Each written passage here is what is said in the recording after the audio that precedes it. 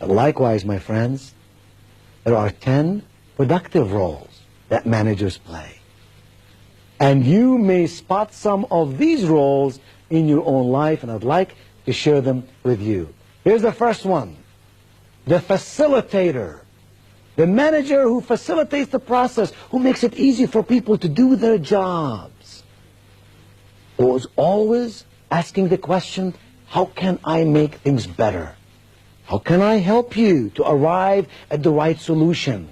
What are some of the elements that are keeping you or your department or your team from accomplishing the mission at hand? They facilitate the process, and in so doing make everybody feel good and powerful and strong. And people play well with the facilitator. Here's a second very positive role that managers play. It's called the enabler. This is the manager who teaches people how and why, not just what. This is the manager who takes a little extra time to say, I care about you, and I want you to know why we are doing it this way. And so next time when you cross this bridge, you will know for yourself some of the ideas that went into the making of this decision. This is the manager that grows people instead of simply uses people.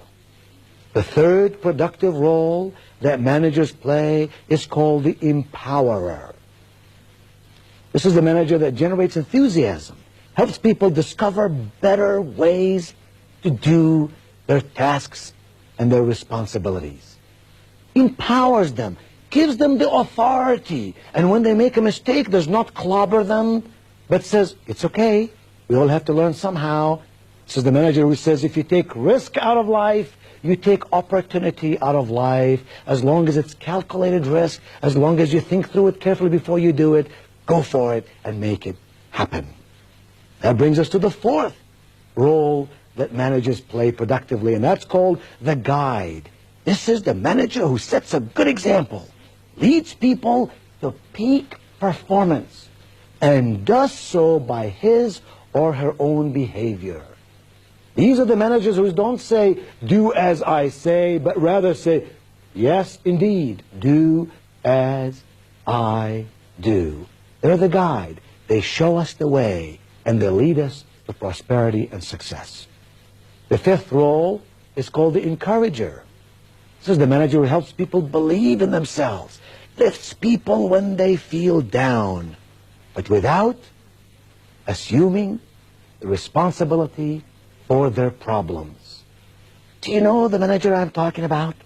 The individual who lifts you up and makes you feel very special and moves you along the way to success, but does not necessarily do the job for you, does not necessarily assume all your responsibilities, rather just helps you to do them well.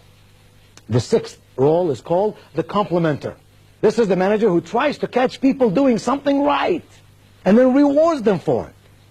He always compliments in public and always criticizes in private.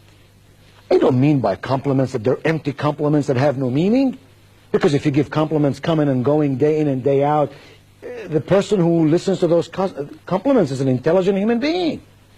If they regard this compliment with any sense of significance, it must be a genuine compliment. It must be a compliment that the person says, I'm glad my boss noticed me doing something right. It makes me feel good that my manager complimented me on this project. Number 7, the peacemaker. This is the manager who works constructively to settle disputes. This is the manager who serves as an advocate to both management and workers. You know what I'm talking about? This is not the manager who simply passes the buck. This is the manager who says, management is here, employees are here. How can I build between those two a partnership for profit? How can I bring those two to understand each other, to work with each other? How can I build an understanding in management for the needs of employees and in employees for the needs of management? That kind of manager, my friend, is a magnificent person. Company person, but also a people person. And then the eighth productive role that managers play is called the communicator. Can you think of anything more important in human relationships than your ability and my ability to communicate effectively with each other? To speak in a way that people understand? To listen to people in a way that they know we care? To observe what's going on around us and about us in a way that we can catch facts and figures so we can do our job better? Communication ultimately is at the very heart of all we do. We're not machines, we're persons, and persons must communicate. The manager who knows how to explain to his or her people what to do and how to do it and why it's important that they do it is a communicator, and we need more and more of those managers. Number 9 is the challenger. This is the manager who shows people their potential without highlighting their failures. This is the manager who rewards people for their progress. Fair? Yes. Accurate? Yes. Does not give away anything that doesn't need to be given away, but is always tuned in to what's going with the people and how they can go to higher degrees of peak performance. And finally, the 10th productive role that managers play is called the evaluator.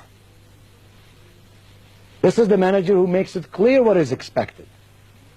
This is the manager who inspects the results and lets people know exactly where they stand. Don't you love the person who evaluates the process and shares with you in a loving way the results? You know at all times where you stand with them. There are no hidden agendas. You're not afraid of the unknown. You know where you are. And when you do something well, they reward you. And when you don't do something well, they tell you how you can do it better the next time.